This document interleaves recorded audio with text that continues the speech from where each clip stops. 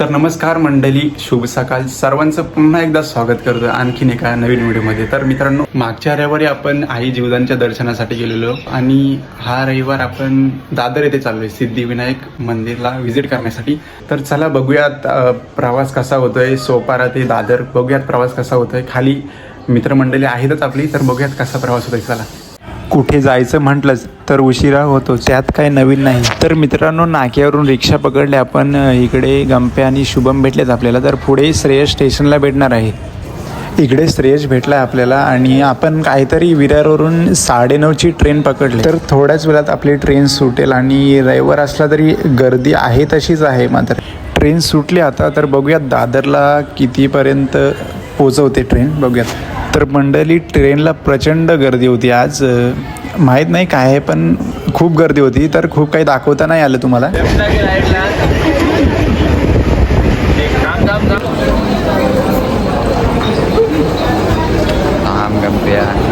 तर मित्रांनो, आता उतरलोय आपण दादरला. तर ट्रेनमध्ये खूप गर्दी होती, तर खूप काही दाखवता नाही आले. तर आता जाणार आहोत सिद्धिविनायक मंदिरचे दर्शन घ्यायला. तर चला जाऊया. आणि इकडे आपल्या टीसीने सुद्धा पकडले, पण आपण तिकीट काढलेले आहे. मग दाखवतो. इकडे पाहू शकता, आपल्या टीसीने सुद्धा पकडले, पण आपण तिकीट काढलेलं आहे मित्रांनो. तर काळजी करण्याचं काहीही कारण नाही मित्रांनो. खरं तर विदाऊट तिकीट आपण ट्रेनने प्रवास करतच नाही. आणि हो, तुम्ही सुद्धा तिकीट काढूनच प्रवास करा, प्रवास सुखरूप होतो. तर चाललोय आता सिद्धिविनायक मंदिरच्या इथे चाललोय. हा स्टेशन दादर स्टेशनला उतरलोय. हा काय, तर आता आपल्याला ब्रिज चढून दादर वेस्टला जायचं आहे. आपल्यासोबत आशू सुद्धा आहे. श्रेयस त्याला आणायला गेलाय, तर आशूसाठी थांबूयात. तर ते आलेत दोघे. होताच कुठं तू? तर चला मग सर्व एकत्र भेटलोय. आता आपल्याला दादर वेस्टला जायचं आहे. तिथूनच टॅक्सी पकडायची आहे. आता आलोय दादर वेस्टला. समोरचं तुम्ही पाहताय ना, हा दादरचा भाजी मार्केट आहे. तर एक काका भेटलेला आणि ते म्हणाले की भाजी मार्केटच्या समोरून तुम्हाला शेअरिंग रिक्षा सिद्धिविनायकाला जायला भेटेल. तर मित्रांनो, भाजी मार्केटच्या समोरूनच आपण टॅक्सी पकडली आहे. शेअरिंग टॅक्सी तुम्हाला इथे मिळून जाईल.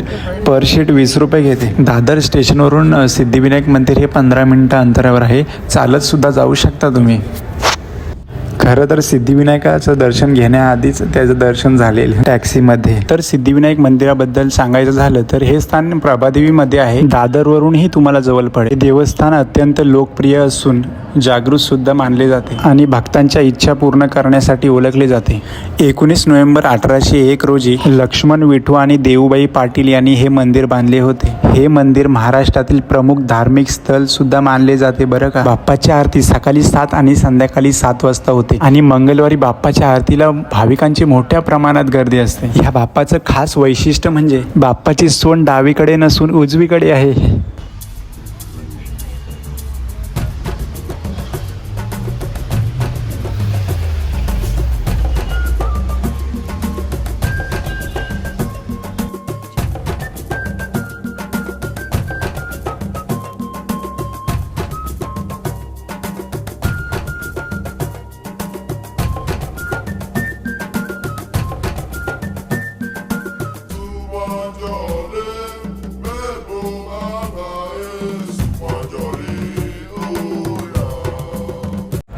तर आता पोचलोय आपण टॅक्सीमध्ये उतरून. आता तुम्ही जो समोर परिसर पाहताय तो मंदिराच्या बाहेरचा परिसर आहे सर्व. तर मित्रांनो, पोचलोय आता सिद्धिविनायक मंदिरच्या इथे.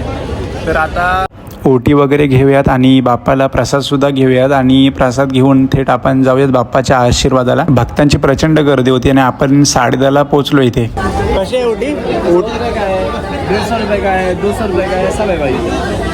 100 रुपयाची ओटी बोलते. 100 रुपयाची ओटी आहे. तर ओटी घेऊन जाऊयात बाप्पाच्या आशीर्वादाला. इकडे बघू शकता मित्रांनो, 100 रुपयापासून ओटी सुरू होते. तर आम्ही 100 रुपयाची ओटी घेऊन थेट बाप्पाच्या दर्शनाला चाललोय. तर चला आता इथे चप्पल वगैरे काढून बाप्पाच्या आशीर्वादाला जाऊया. ते वाले काका आपले खेडचेच होते. तर चला, हरकत नाही. तर चला माझ्या मागं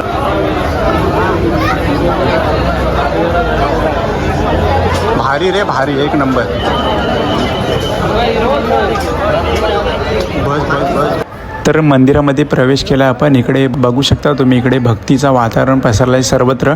ह्या व्हिडिओमध्ये समजतं की परराज्यातून सुद्धा भाविक आपल्या बाप्पाच्या आशीर्वादासाठी आलेले आहेत. तर मित्रांनो मंदिरामध्ये आहे इथे आणि आम्ही थोडा उशिरा पोचलो आहे. दुपारचे 12 वाजले. तर मित्रांनो बाप्पाच्या दर्शनाची वेळ ही सकाळी 5 ते 12 वाजेपर्यंत आहे आणि पुढे दुपारी 3 ते रात्री 10 वाजेपर्यंत दर्शन तुम्हाला भेटेल. आम्ही जरा उशिराच पोचलो आणि आता वाजलेत 12 आणि दर्शन बंद झाले, पण मूक दर्शन आपल्याला भेटलेत. आपण बाप्पाच्या दर्शनासाठी लाईनमध्ये उभे राहतच होतो की हे आमच्या निद्रीकरणास आले आणि हे असं लिहिलं होतं की दर्शनासाठी पैसे द्यावे लागते, तेही देवाच्या. पर व्यक्तीमागे 100 रुपये आणि 12 वर्षाखालील मुलाला मोफत दर्शन. आणि हे आम्हाला चुकीचं वाटलं आणि आम्ही तिथे एक क्षणही थांबलो नाही. पैसे आम्ही सुद्धा देऊन दर्शन घेतले असते, पण बाप्पाच्या दर्शनासाठी पैसे, बाप्पाच्या नावाखाली यांचे कमवायचे धंदे चालू होते. इथे पैसे देऊन बाप्पाचं दर्शन घ्या, हे कितपत योग्य आहे? बाप्पाचं आपण लांबूनच दर्शन घेऊन आणि जी ओटी आपण घेतलेली ती छोट्या मंदिराकडे दिली. आजूबाजूला बघूयात काय आहे का फिरण्यासारखं, नाहीतर आपण थेट घरची वाट पकडूया. बाप्पाच्या नावाखाली यांचे जे कमवायचे धंदे चालू आहेत ना, हे कुठेतरी जाऊन बंद व्हायला पाहिजे. आणि हा आवाज उठवण्यासाठीच बाप्पाने आम्हाला इकडं आणलं असावं. आणि मंदिरामधून बाहेर पडलोय आपण आणि बघूयात कुठे पुढे मंदिर आहे का जिथे श्रद्धेने दर्शन घेतले जाते. आणि जे भक्तीने आणि श्रद्धेने जे बाप्पाचे दर्शन घेत होते त्यांची खूप मोठ्या प्रमाणात लाईन होती तिथे. जर बाप्पाच्या आशीर्वादासाठी दर्शनासाठी त्यांना 2-3 तास नक्कीच जातील. मग हा भेदभाव कशासाठी? तर मित्रांनो बाप्पाचं दर्शन झाले, लांबूनच झाले.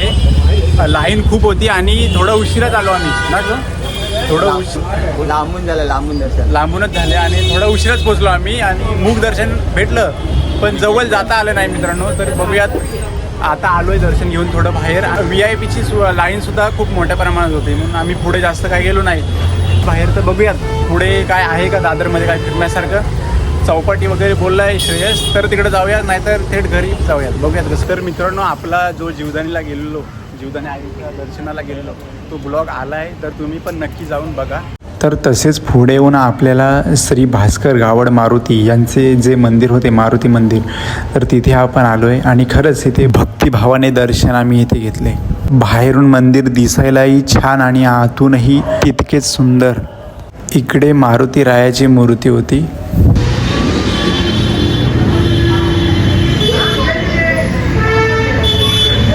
प्राचीन काळातील मंदिर कशी होती तसाच हा दिसायलाही तसाच होता. बघताच क्षणी तुम्ही ह्याच्या प्रेमात पडाल असाच होता. बाप्पा म्हणत होता की एवढा आलाच आहात तर दर्शन न घेता जाणार घरी.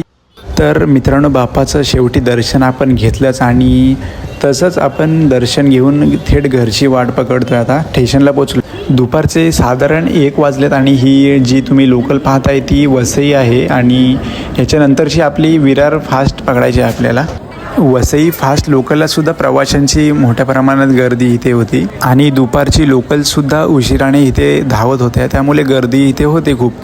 तर मित्रांनो आपण वसईच्या नंतरची जी आपली विरार फास्ट होती ती आपण आता पकडली आणि आपली जी तुम्ही इकडे पाहू शकता आपलं खालीच आहे आणि पॅसेजमध्ये आपल्याला उभं राहायला भेटलं आहे. दुपारनंतर दादरवरून विरार फास्ट पकडणे हा खूप मोठा टास्क असतो.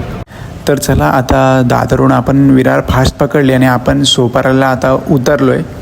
तर मित्रांनो बाप्पाचं दर्शन घेऊन आलो आहे घरी आणि आता भूकसुद्धा लागले, तर बघूयात जाऊन जेवूयात आणि थोडा विश्राम करूया. शुभ संध्याकाळ. तर आपण साधारण 3 वाजता घरी आलो.